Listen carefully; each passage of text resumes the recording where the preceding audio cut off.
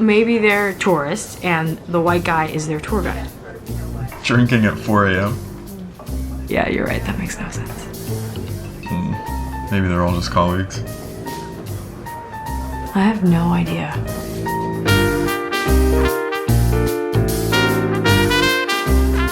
Hello, and welcome to another episode of Hollywood Gold. I'm your host, Daniela Taplin Lundberg, and I'm here with my right-hand woman, Becca Camerata.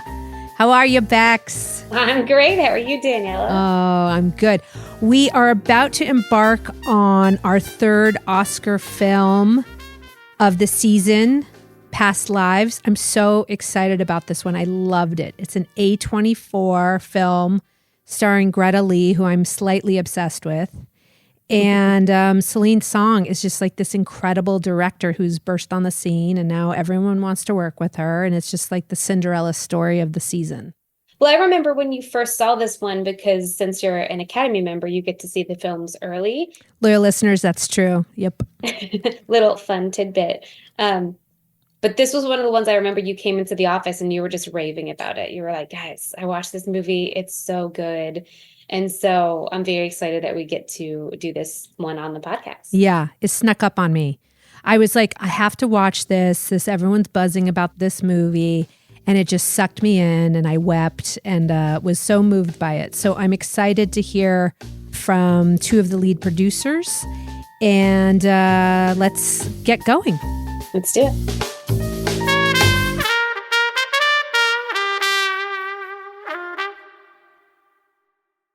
David Hinojosa and Pam Koffler. I'm so excited to be jumping into the history of Past Lives. Thanks for having us. Thanks for having us. I want you guys to start with where the idea or where you first heard of it or where it came from, and then we'll just sort of do the whole narrative of the film. I guess the thing maybe, Pam, we say at the beginning is where we were kind of professionally in like kind of a new alignment to one another. So I worked at Killer Films for basically exactly 10 years. It was so cosmic. And COVID happened in lockdown. And then in that summer of lockdown, I got an opportunity to start a new company, which had never occurred to me to do. And I kind of, without saying it, was just like, I'll just be at like Killer forever, because it just was, there was like no complaints. And it was this magical thing that it just worked so well. And so through a lot of like self-reflection, it was something I ended up doing. And when Pam and Christine Vachon and I all talked about it for the first time, it was super emotional. But I feel like we like immediately went to the place of like, this job is the kind of thing where we can still work together. It'll just be in like a new alignment, and we'll figure out how to do that. And it was very much like, I hope that that's not just something people say, and that we can find that right thing. Killer Films, I will say to our loyal listeners, is one of the most iconic independent film production companies in the entire business. It is elegance, it is prestige, it is intelligent, often dramatic material. And so to leave that, did you feel scared? Yes, because for me, speaking for myself, you become threaded in the work itself and then in the place, and then your identity does this like weird mush where you're just like, I was really convinced, especially because my last name's hard. I was like, there are so many people I think I work with that just know me as David from Killer. Like they may not even know my last name. Totally. And so it was like, who am I without that? And like without the email address. And the thing that was really great and really healthy for me was being a producer requires someone on the other end of the phone line to like acknowledge that. Like anyone can just kind of like say it, but like if no one's like sending you material or no one's engaging with you or giving you the financing, it's like, why are you a producer? Like it doesn't there are really... tears in my eyes right now. I'm like, you're speaking to my very soul. Yeah, so it was confronting that, which ended up being a great kind of growth for me, but it was super scary. And yeah, and also everything I knew about producing, I learned from Christine and Pam. So it's also just like, what if I just immediately fall on my face like the minute I walk out the door? So it was a lot of things. Can I interject here? Because my observation of what David's path post-Killer has been is something I take so much sort of comfort and joy and also validation from, because I really feel like there's this inflection point in a producing career where you are on your own at some point with decisions, point of view, ownership of the problems, ownership of the creative. And it's like a pretty intense, lonely place. Even if you have partners, you are with it. And the degree to which you do that work and you work through that stuff, even if you call your partner or call your co-producer to talk through it, someone's the pilot. Yes. And David had been piloting at Killer. Okay. Probably felt very like, yeah, I'm piloting, but there's always Pam and Christine, or there's always but really just in it. So I saw, David, once you left Killer and you grew 2 a.m., you just sort of went from co-pilot to pilot very effortlessly and just kind of owned a certain point of view about the kind of work you want to do because you do the work. David, that must be like so rewarding to hear that, you know, your partner is so observant of your like trajectory and your growth. And honestly, I didn't expect this to be so emotional so quickly, but anyways, keep going. So anyway, so we said, we're going to work together. It's going to be great. And so you want to like find that thing. And sometimes material comes to producers that are already on it. So there's not a lot of room. So it's just, I couldn't have imagined that something like Past Lives would come in the door really quite soon after. I think it was like the spring, within like 6 months of really leaving, we got calls about this material. So for myself, I knew who Celine Song was. I was aware of her. I knew her theater work. I'd read a little bit. I'd read her play. I remember reading in like the Times or something that it got shut down when lockdown happened. Her play the run ended early, so I didn't get to see it. So talk a little bit about that play, David. Was that play directly related to the film? It is, and it's actually in the film. There's a kind of montage where we're meeting her as a playwright, successful in New York, and you see her auditioning an actress, and the actress is actually reading scenes from the play. So cool. It's all soulfully kind of in the same Celine Song universe. Okay. So just an awareness of her was in my brain, and it really just got a phone call from CAA that she was sort of realigning some of the pieces of her movie. It had been disrupted by COVID, as everything was. And would I want to meet with her? I had never met her. And it was really that. It was responding to the script and feeling like it's not something I feel very often, which is that, oh, I'm going to be so sad if I don't get to do this. Was my reaction to like turning the last page. Was like, oh, this is going to be a bummer. Had there been other iterations of the script before it came to you? The script had a life, as we say, a little bit before us. She had been working with another producer. The chairs got reset on that for various reasons. And so it was brought to us basically unencumbered in that sense. She had identified A24 as her studio partner. And so it was a company that Pam and I had a close relationship with. So we met with her and she did the kind of matchmaking. She met with a number of producers. And so A24 had already come on to finance it. Yes. That's right. And they were in search of creative producers. Okay, cool. Yeah. And I guess my intersection with that is my memory. And I kind of remember, I have a sense memory of where I was when I read the script and where I was when David told us he's forming his own company. Like it's all part of that crazy COVID dream state that felt so floaty and not real. So I didn't go anywhere except these 2 rooms. So I know which room I was in when these conversations happened. Past Lives, my memory is Sue Carls, who is Celine's agent. And I probably got to know her through you, David, because you and Sue had really become colleagues while you were still at Killer. Had a weekly check-in or a bi-weekly check-in during COVID to just talk about what's going on and what we should be thinking about and reading and doing. And I think I asked her, or somehow I just said, I want to read the best stuff. And one of the scripts she sent was Past Lives. And at that time, it wasn't available. And I do remember reading it and just feeling like this is just such a knockout. I almost remember sort of the reading, and then like 12 years later, and kind of feeling like, whoa, that is so bold, and got a little bit chills because you just felt in such good hands, screenwriting wise. So anyway, read the script and loved it and thought, dang, you can't win them all. And then several months later, David called me and Christine and said, there's this script available now, and we should do it together. Mm-hmm. And how the we should do it together came together, I don't remember, David. Maybe it was just you feeling like this is the one we should do together, or they needed, big experienced killer with kind of young 2 a.m. is the right match. Mm-hmm. We got on a Zoom with Celine, and it was a great conversation. And then we crossed our fingers and hoped that we got to do it. And we did. Am I right about the sort of killer 2 a.m. match? It was this confluence of things because I was actually finishing a movie. So I felt like, I'm not sure that I'm like adequately available, even if she wanted to go with me, which who knows if she does. And then I felt like it needed real muscle because it was a big movie. It was still COVID and testing and shutdowns and masks. And, some of it's set in Korea, and Korea was on an even more aggressive lockdown. And I just was like, I don't know if I'm up to this on my own either. And so it just made sense to kind of go in and link arms and say the three of us know how to work really well together. A24 is sort of a brass ring for a lot of independent filmmakers, right? Getting a film either acquired there or financed there or distributed there is a big deal.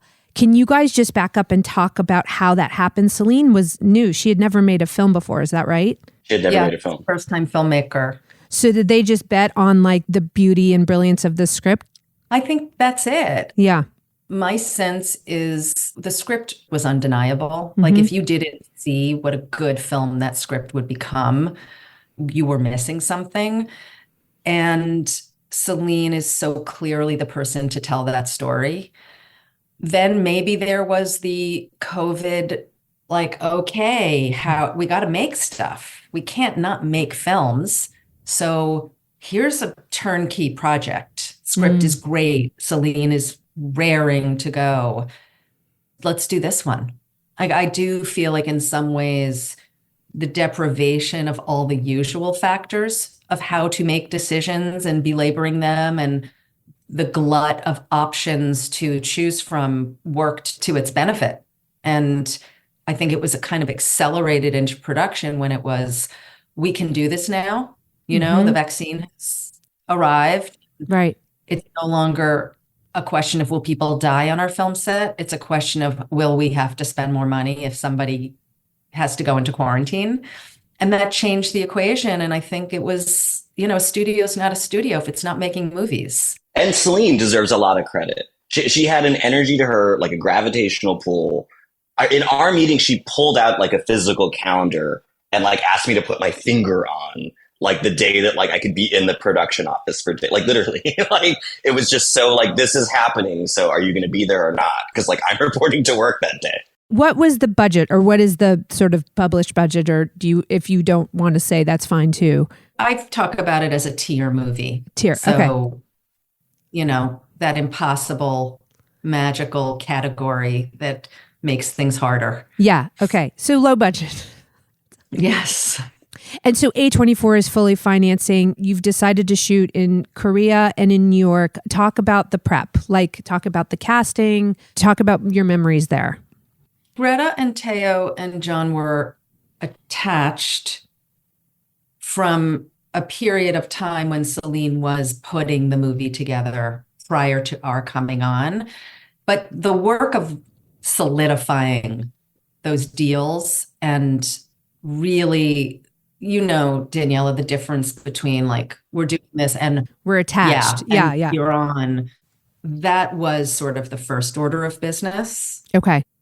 And then it was the calendar and the department heads, and really just kind of getting a feel for Celine knows exactly what to do, but she's never done it before. So she doesn't really know what the process is. And it's interesting how you step back from the process when you work with a first-time filmmaker every time. But she was so unique in her first-timeness because she's grown up and she's been in theater for a long time. She's been a professional storyteller for a long time. but the film set was so fresh and new that you sort of saw the X-ray of it again through her eyes. And that to me was what was interesting and challenging and fun about being present for prep, because that's to me where that happens, where a first-time director really starts to understand the mechanics. She had been only a playwright up until that point, meaning she hadn't directed theater. Is that right? Yes, correct. Yeah, that's right. You know, I've worked with a lot of first-time filmmakers too, and it's always like, it's so funny where they've got all these instincts, but you actually get them on set and they don't know the lingo, or they don't know, like, you know, it's like those like little simple mechanics of like, you've got to say action or whatever it is they decide how they run their set. It's like, it's a very steep learning curve, right? It's like maybe even in the first 3 days they've got it down pat. But what was Celine's what did you observe about her directorially and how that worked? One of my earliest memories that I clocked of her in prep was that she had no embarrassment about it. Like, she was so in control of what she was in control of, and so comfortable with what she wasn't, and curious. And it was great for me. I actually learned a lot on the movie, because for me, movies, at least learning how to make them, because I didn't come up through set. Like, I was never a PA. Like, I didn't like AD, anything like that. So the way I learned things was so out of order. So making a movie like Past Lives was really fun because Celine would ask the question. And for me, it was like when you've met someone too many times to ask what their name is again. So she'd be like, why is it called that? Or like, and I was like, I don't know. And then getting to hear the explanation was really like useful for me too. So I also learned a lot. Totally. Frankly, like, you're almost lives. embarrassed. You've been in the business for 20 years and you're like, I actually don't know what that stands for. Like, you're because roughly we make movies the same way. Like, when you watch those like documentaries about like Kubrick doing The Shining, I'm like, wow, it's almost like exactly the same. And so I don't always know the history of why it's like that. I love that. So it was really, that was a great education. It would be Danielle, it'd be a fun podcast to get some legacy producers together and say, okay, what do you still not actually know the answer to? And for me, I still don't understand how the art department works. Yeah. I'll never understand the art department. I feel like it's its own scary mini micro production. And how it actually all gets planned and happens is a big mystery. And Pam, it's going to be like a big producers trivia night, or just a Jeopardy episode, like where we bring on like all the great producers. What do you actually not know? 야. 왜? 잘 가라.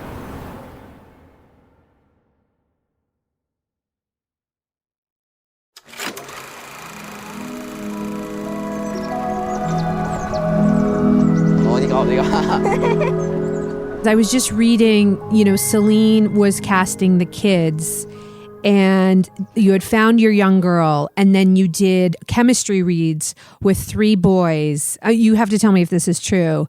And one of the boys made the girl cry when he asked if she had to leave. I don't know, I'm getting teary. But anyways, just that, like on a low budget film, to have chemistry reads with 3 different with children, with 3 different, like that feels kind of luxurious, you know? And it obviously like made the film so much better, but can you talk about that? Well, I mean, I feel like for the kids, it always was going to be just casting. That said, I do think something unique about Past Lives and who those parts, what the parts were and who could inhabit them.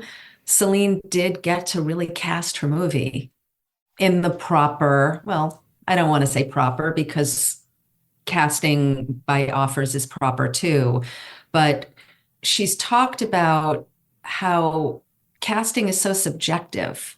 It really is. It's a director feeling someone's right for a part. And how do you make that determination? It's partially physical attributes. It's the chemistry with the actor in the part and the director. And different directors would cast a movie differently. Mm-hmm. And she really made contact with the casting process and just the feeling like, I just feel like you're right because I'm experiencing the way you're saying the words and what it's like for me to give you notes in an audition. So I don't know that I can attribute that to anything except the nature of the story. Right. And who could be right for those parts enabled Celine to really be able to cast them. I love that so much. I kind of want to hear you guys talk about that more, because as you said that, Pam, I was just sort of like struck by untouched by Hollywood the film feels. It's not a package, right? It is just the most pure essence of this filmmaker's vision, which extends to casting, which we often don't have the luxury to do, right? Like often we're very much pigeonholed by value of actor and what budget that will merit. And you're kind of trying to construct something that will be pure ultimately, but there's a business behind it. And this just felt really like the truest, purest essence of like what this filmmaker was trying to accomplish. And that feels very much what A24 likes to support, it seems to me. I don't know if you guys agree. Yeah, it does for me. I mean, it makes me think of something. I find it difficult to figure out what a metric is for like successful producing. And I think everyone has their own articulation of it. I settled on something a while ago that I take pride in, which is that when you see a finished film, it feels like the purest expression of that story, sort of untouched by the meat grinder that we all know this business is most days. And that can be many different flavors. That can be a voice like Janixa Bravo or Todd Haynes or all these different folks, but that it feels like a pure expression of what was in their brain. Right. And so this movie very much does that, to your point. And for me, at least with Celine, it's that from the first time I read the script to seeing the movie, it always felt a little bit like a magic trick. Like there was some weird alchemy that was just hard. It's like you knew it and you felt it, an ingredient, very, very potent ingredient, but you couldn't necessarily articulate it. So it was always this process of trying to protect that. I love that this spot is becoming a little bit more philosophical, but like it still is a business. We still need people to see these like pure visions of film. And that doesn't always work, right? Like sometimes you'll make the purest vision of a film and it's like a tree falling in the woods. Like if no one's there to hear it, it doesn't actually exist, right? And so it's like this cross section of trying to create true artist's vision, but also getting an audience so you can continue to make those visions. And we all know like that doesn't always work.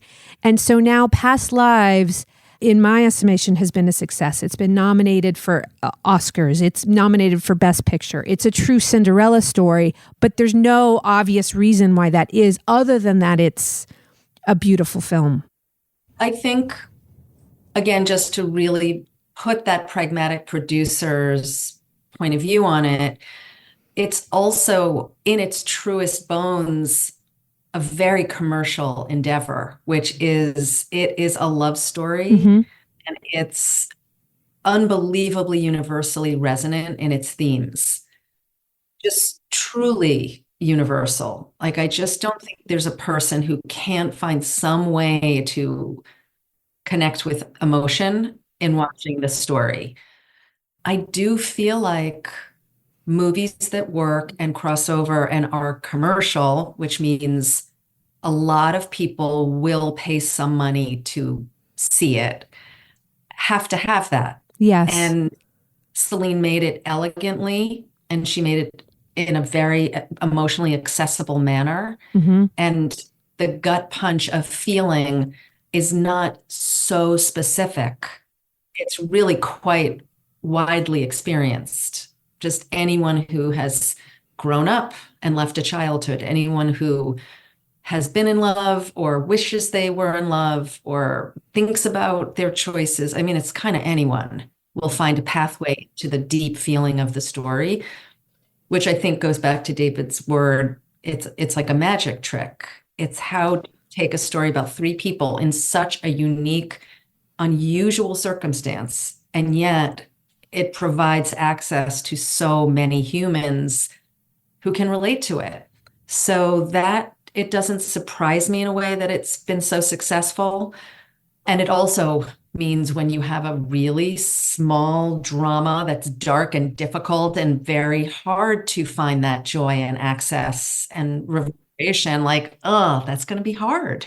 David, I'd love to hear like why you think it got nominated for an Oscar. Have you ever been nominated for an Oscar before? Like this feels really magical. Yeah, I think of it in kind of like two columns. One more philosophical and kind of like what Pam said, which is that people connect to it in all these unique ways. And it's like a Rorschach test of like someone watches it and they come out with like a different take on. Like for me, when I met with Celine, our first meeting was very emotional. I had just gone through a breakup and like a super serious relationship. It was the person I thought I was probably going to end up marrying. It had just ended like a month before or something like that. So to me, it was about endings, and it was also my first adult breakup. So it was like, which is to say we weren't sure we were making the right decision, which is, again, the movie to me was about like, how can you ever be sure you've chosen the path of like maximum happiness and that you don't know, and that you have to just make your peace with that. And like, that's where your happiness comes from. But then you would meet people like, oh, it's completely about immigrating and how you leave behind a version of yourself and how you, and I didn't relate to that at all, frankly, because I had not gone through that life experience. So it was amazing. And to Celine's credit, that you could relate to it deeply and so, from so many different kind of entry points. But then I would say on like a practical side, and a lot of this credit just goes to A24, who I think are really excellent marketers. They really knew how to go in and get the materials they would need later. And so, for example, we had an amazing photographer, Eric Chaikin, come in and we had a stills guy who was wonderful, but Eric came in and did kind of this like extra kind of romantic, like shot on film, and let me pull the actors aside for a quick moment and get this shot. And one of the ones I really love is he got a picture of the three actors on film standing in front of that blue garage door at the end of the movie. And it's a really kind of like naked, beautiful, like emotions on their face. But what's cool about it and became very valuable in the marketing of the film is it's the only image of the three of them in that moment, because they never share the frame in the walk down. So it became this really kind of like some of my friends who saw and loved the movie, like almost like gasped when they saw that photo, because it was like this alternate universe where the characters could be together. But that was something I think they saw coming. It was the choice of music, Grizzly Bear, these amazing guys, like, to have them come in and know that that soundtrack could have a life of its own, that they would do an original song that could also have a life of its own. I think all of those things were really threaded through early and came to fruition, you know, a year plus later. But just to that, just sort of the perceptive understanding of what they had and how to reach an audience. When we were cutting the trailer, we all had a kind of knee-jerk reaction to the song in the trailer. Good or bad? Just questioning it, just like it was one of those moments of like understanding who your child is. Like, is our child athletic? Is our child like brainy? Oh my, I love What this. is our child here? And the selling of the movie as a romance, as a full-blown, big feeling romance, even though it's a quiet romance, was the argument for the song in the trailer. And we all were like, okay, interesting. This is how you sort of not trick or double cross. It's, I don't want to use negative connotations, but make people feel one thing, which is a true feeling.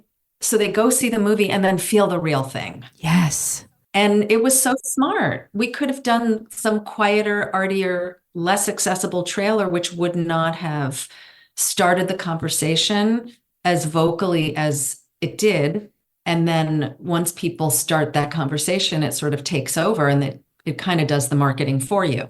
I want to talk a little bit about Greta Lee, who is such a revelation. I saw her give an acceptance speech for an award, and she was like, this role is such a gift, and it is so full-bodied and nuanced that it will be difficult to go back. And I just find her so incredibly charismatic and nuanced and talented. What were your observations about her as the lead? I mean, just committed, grateful for the opportunity, which I think had to do with an understanding that this was just such a special part. Hardworking. She was, you know, she was number one on the call sheet and she was amazing. Prepared, upbeat, engaged, totally present, really a total pro. And it's interesting because I want to ask her about this at some point, but every time she sees all of us on the various stops along the way, she gives us a big hug and it's like, thank you guys for creating such an incredible environment to work. And I'm like, what did we do? Like, what bad environments have you been in that we just sort of sat back and made sure everything was running smoothly and did normal producing things. And I wonder what about our set made her feel that way. And I want to hear her stories of bad sets that maybe made her not feel that way. Because don't you notice that, David, how she really remarks on what a positive work environment it was. And for me, it was just it was the work environment you hope for everyone. No, it's true. She was really grateful, which not every actor is. But by memory, or how I file away her on set was she understood the stakes of it all in a very healthy way.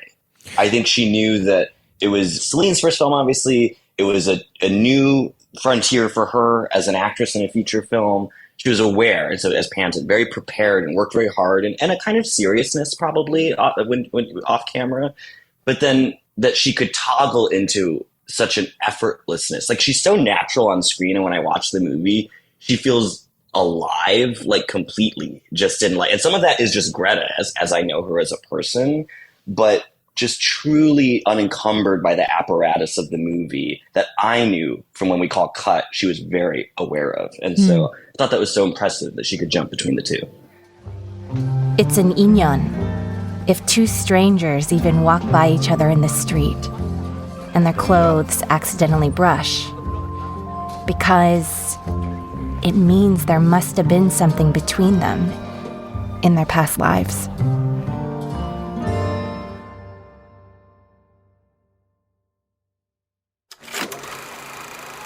Are you hungry? 배고파? Yes. 뭐 먹고 싶어요? Pasta? Pasta. Yeah. I read that there were 3 languages on your film: English, Korean, and silence. Can you talk about the dynamic during shooting at all? Like, what does that mean? It's funny because whenever I think about the silence part, I do remember reading the wait for the Uber scene, and Celine had written, because Celine's voice in the script was really there, like the director's voice was in the screenwriting. And she said, they're going to wait for the Uber. It's going to take 2 minutes to come, and we're waiting the 2 full minutes. And it's going to feel too long, but we're going to wait. And I remember like, oh, that's going to be long. That's going to be really hard to sit there for, but then I don't know how long the actual shot is, but it is that silent waiting where the audience just rushes in with their feelings and transpositions and transference into that moment. And there are probably a lot of other instances of that in the film that are a little bit less overt than the Uber wait. So I think it's just that pathway to identification that quiet moments with the characters provide. I'm just remembering this now. I don't feel like we've talked about this, Pam, since we made the movie. One of my favorite details of how Celine directed, and it goes to that, like, everyone can direct in their own way. Where's that rule book? She very rarely called cut. Do you remember she would do that gesture? I know we're on a podcast, so you can't see me, but she would sort of make scissors with her fingers. And so she would wait for the moment to end, and you would see her arm start to very slowly go up. And she would kind of like she would form it. And then everyone would be like looking, the whole crew would be like waiting. And then she would start kind of like snipping her fingers together. And then that's when we did a cut. But she wouldn't say cut. But you know what? It created that silence, and there was like a rhythm that was just, it was perfect. Totally. No, she'd be looking like her mask would cover everything. She always wore a gray mask because she's chic. And she would be looking at the frame, and that, you're right, the hand, and she has such elegant, dexterous fingers. Like he has very expressive fingers, and they move in ways like not everyone. I can't make that scissor thing the way, but she can really do it like a hummingbird. Like, totally fast and elegant and quick. It's so true, David. It was almost like barking cut would just disturb the atomic energy of the silence a little bit. Oh my God. I love that. You guys, I feel like I got a real scoop there. Were there other things that were very unique to her methods that you remember during the shoot or post? Like, was the shoot just like that sort of calm thing that we talked about? It started the opposite. The first day was the day after like a hurricane. I kind of forget this sometimes. Our first day of shooting was the boat tour of the Statue of Liberty. Oh yeah, sure. And like a true hurricane had just like passed through New York like the night before. And of course you had to be on a boat.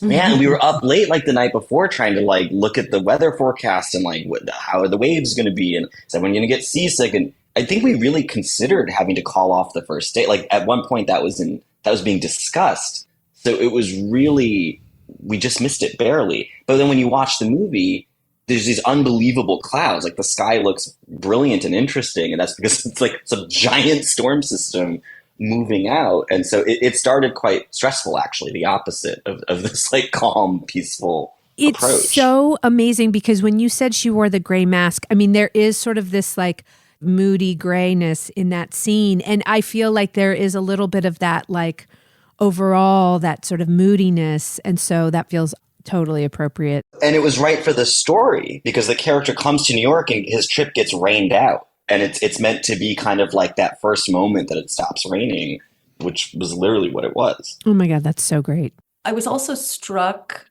by how Celine's very practical, which is unusual in a first-time filmmaker, really. Like pragmatism, I think, is a well-earned dimension of a successful director. Like you just kind of have to be, unless you're one of the three who get to do whatever they want.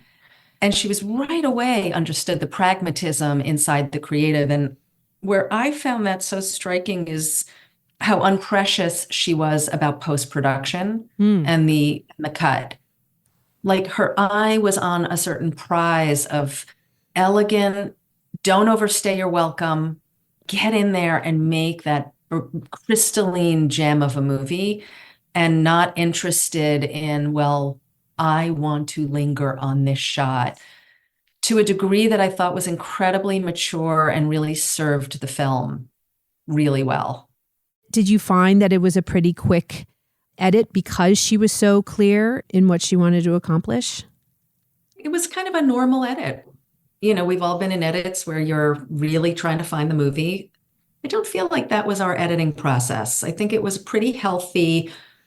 So, David, you watched the very first cut, and then we watched the very next cut. So we would take turns with the snowblind problem. Yep. And it felt like it found itself pretty quickly. You're right. The only things I remember really wrestling with was how long are we in the kind of prologue Korea kids? There was a little bit more material there, and we moved to them as adults a bit earlier than the screenplay. And then there was this funny thing, and this is why I love post, the edit, is you're just working with different materials when you're there, because a movie is visual and there's sound, and so you're telling story through these other elements that a screenplay can't do.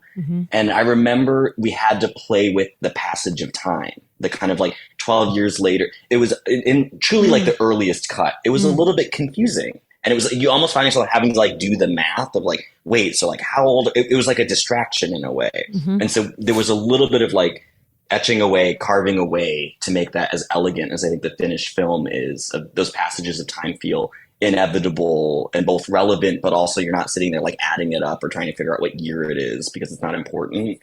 Finding that was part of it. So guys, I guess the next question is like, you finish the film, you feel good about this film, I assume. Talk to me about the last few months. Like, what has this sort of felt like for you guys? Did you expect this to happen? Did you expect this Cinderella story to happen? None of us ever do. or at least I don't. But when did you sort of start to feel that there was like a groundswell for this movie that you had put so much into? David, do you remember when we were locking picture and starting to think about showing festivals or whatever the sequencing was? Did I dream that I said to you, I think this could go all the way?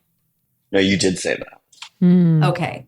I wasn't sure if I dreamt it or not, because you don't ever really, and I don't say it like, oh, I really felt it like if I know anything after all these years, and maybe I know nothing, because you spend your life thinking maybe I know nothing, or maybe I finally do know a few things. If this doesn't, I'm not sure what does, because it just was so emotional. Yeah. And you felt so much. And it was a beautiful, small, but impactful film. And that was really early. And then I guess Sundance happened. And once Sundance happened, it started to feel like, okay, let's see how this goes. Let's see what 2023 brings. And then it just grew and grew and grew. But here's what I'm going to say, guys. Like, you guys premiered at Sundance, correct? Mm-hmm. And then you premiered in theaters in June, if my research is correct. It is very unusual for a film that goes into theaters in June to live all the way to the Oscars. Like, that, it's almost unheard of. And so what gave A24 the, like, you know, the courage to keep going? Like, talk to me about like the inner workings and the dialogue, because it is unusual. And it's not like the movie made $100 million. Do you know what I mean? Like, it did very well, but just tell me about that.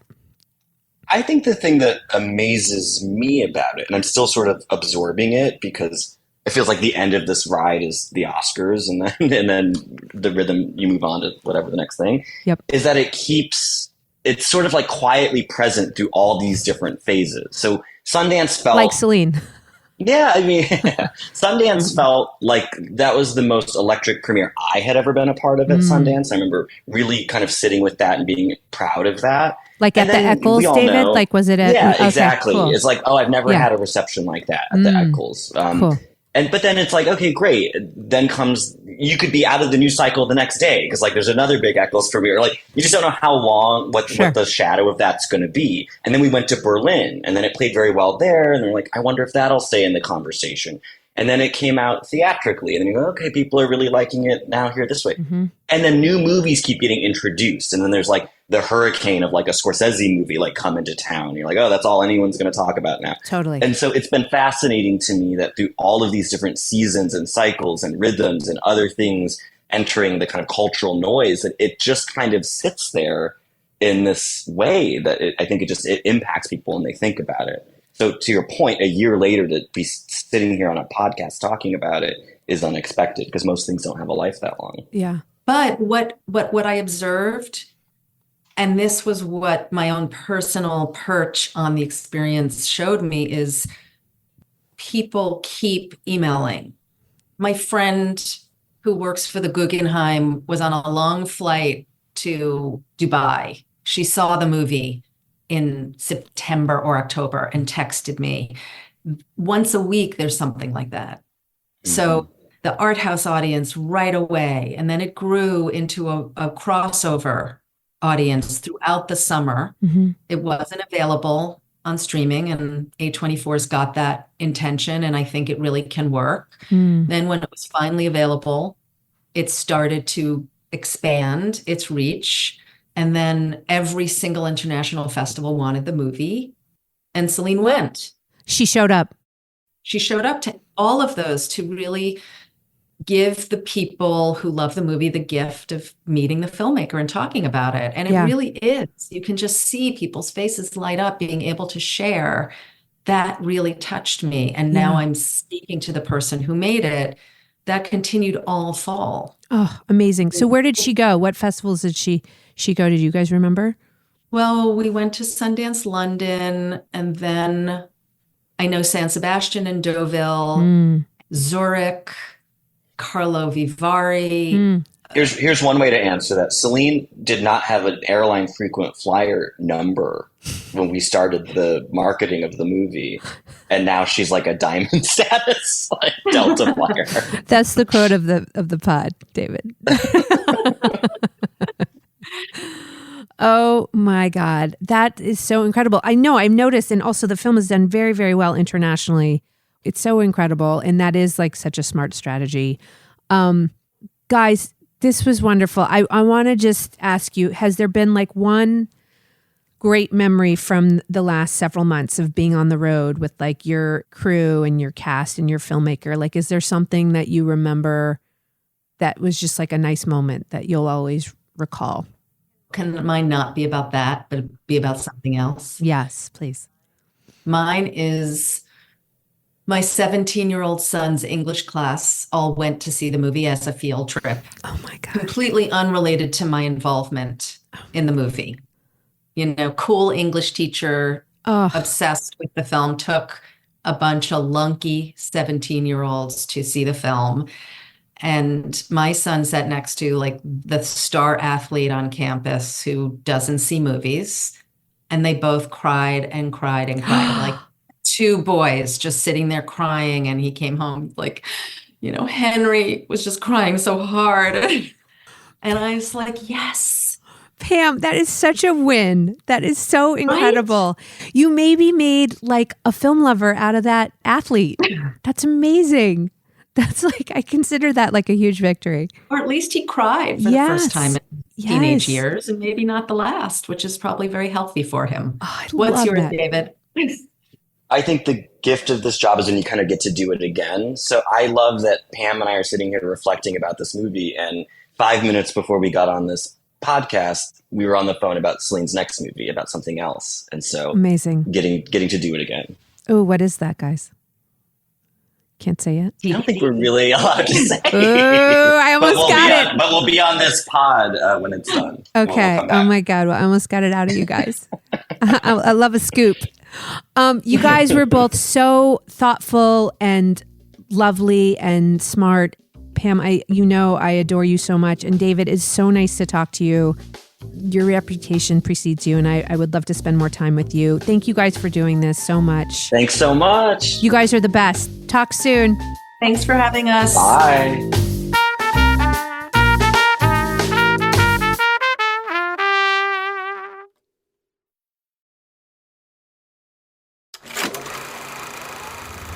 그때 우린 누굴까? 모르겠어.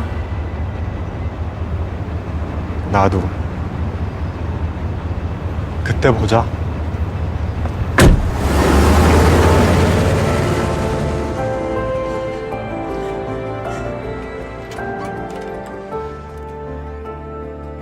So Bex, that felt like a bit of a greater discussion about the philosophy of filmmaking and producing. And that was just such a delight to be with David and Pam Koffler. And they're such great producers, and Killer Films is such an incredible company, and was definitely a company that I looked to when I was first coming up in the business as something to aspire to. So it was so fun to talk to them. Yeah, I mean, Killer's been a legend in the New York indie film scene for such a long time. And it was fun to see Pam and David talk because they have such a history together. And I feel like if there's a company that's seen it all in indie film, it's Killer, you know?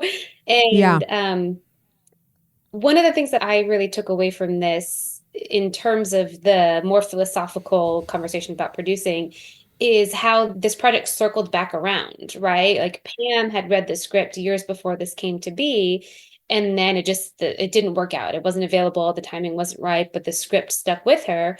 And then years later, when David had left and started his own company, this project became available, and he approached Pam and she remembered the script. And so it just reminded me that sometimes in this industry, it's all about timing. And if you love something, you know, it might come back around and it might be the right time and you can get it done.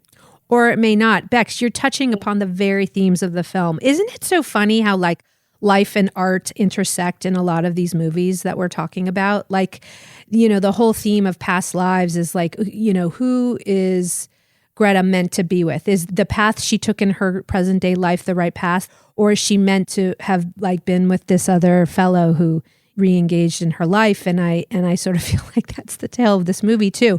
And so so the fact that it circled back around and they were able to produce it, and it sort of felt like a little bit of a Cinderella story in that, you know, sometimes these independent films, they're so difficult to make with, you know, first-time filmmakers. It's like you have to push the boulder up a hill and no one believes in it and no one sees it. But, you know, I think the beauty of this, of A24, this is maybe the first A24 movie we're discussing, is that they search for those diamonds in a rough. They search for the things that may be overlooked by other studios, other companies, and they seem to like hit it out of the park over and over and over again just by that method.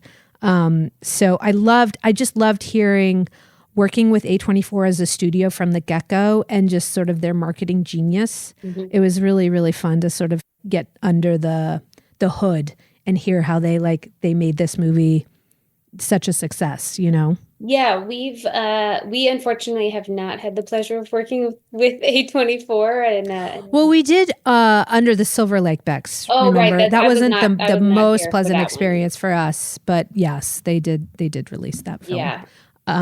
But you're right. Up close and personal, we haven't had the pleasure. All right, Bex, let's reinvent the wheel a little bit. I think that we should do a little bit of Oscar talk because the Oscars are coming up. I think you and I should make some predictions if we can. So I'd love to talk through the big 5-6 categories, and then we can sort of circle back after the fact and see if we were right or if we were wrong. Okay.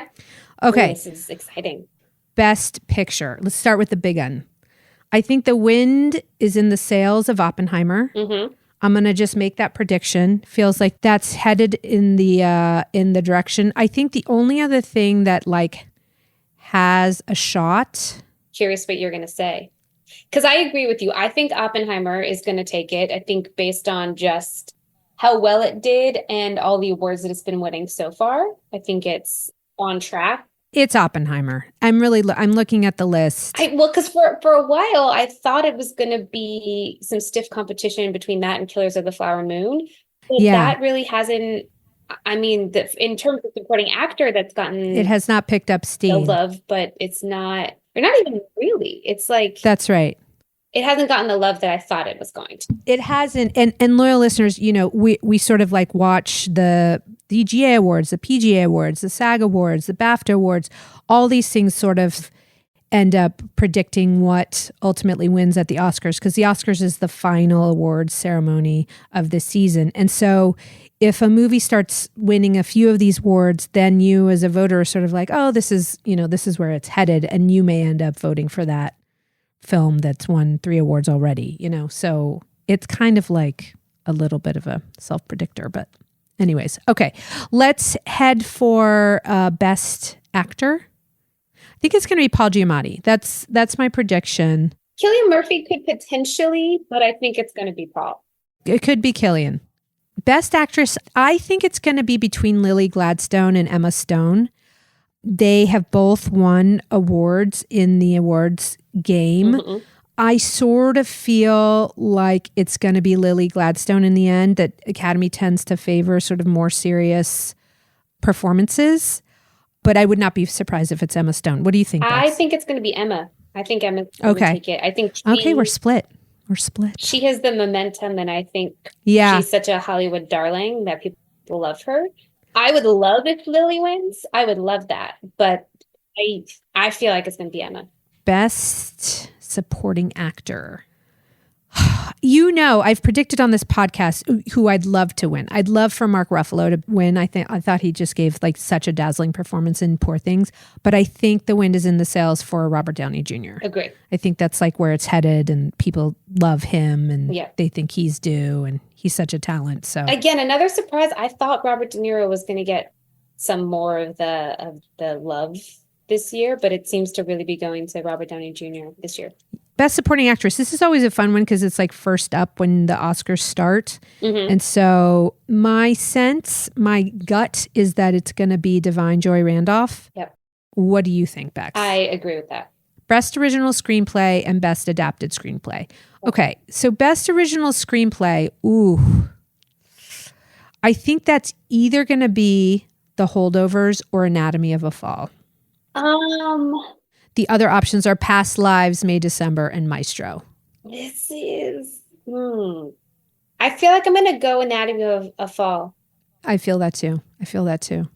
It was such a beloved movie that, like, for whatever reason, hasn't gotten as many as awards as I had thought. You know, it's a foreign film, so it's like impressive that it's nominated in so many categories in any event. But I do agree with you. And then Best Adapted Screenplay, I think it's going to be Oppenheimer. I agree. Part of me has been wondering is like, is Barbie going to get anything? Right? Yeah. But I kind of don't think it is. I don't think it is. And so I think it this is. one's definitely going to go to Oppenheimer. All right, guys. Well, those are our predictions. Let's see what happens. Yeah. Let's see if we call any of them. I suspect we will have called quite a few. Once you get to a certain point in the award season, you really can kind of predict. Yeah. And then there are occasional shocking moments, but for the most part, Right. I think everyone. For the most part, we sort of see these things coming. Yeah. Well, guys, that was another great episode. I have to say, Past Lives, loved talking to those producers and hearing the process and just hearing about a new filmmaker just like spring to the fore and just become a new voice in the industry. So that was great. Don't forget to like and subscribe. And don't forget about the merch, guys. Everyone's buying up these hoodies. They're so cute. We also have Stay Gold hoodies. www.staygoldfeatures.com. Order that hoodie right up. We love you guys. Don't forget. Stay gold.